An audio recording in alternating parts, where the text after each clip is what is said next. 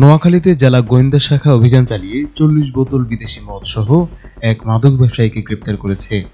শনিবার রাতে জেলা শহর মাইজদী থেকে সুভাষ চন্দ্র কুরি নামে ওই মাদক ব্যবসায়ীকে গ্রেপ্তার করে। প্রাথমিক জিজ্ঞাসাবাদে জানা গেছে, গ্রেপ্তারকৃত আসামি পেশাদার মাদক কারবারি।